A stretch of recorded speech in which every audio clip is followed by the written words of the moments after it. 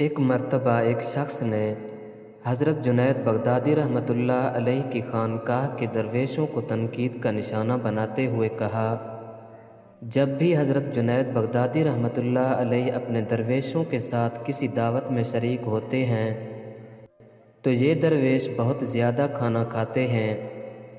آپ رحمۃ اللہ علیہ نے فرمایا، جب کوئی شخص 4 دن کا بھوکا ہو اور پھر جب اسے کھانا ملے تو وہ اللہ تبارک و تعالی کی نعمتوں کا بھرپور حق ادا کرتا ہے۔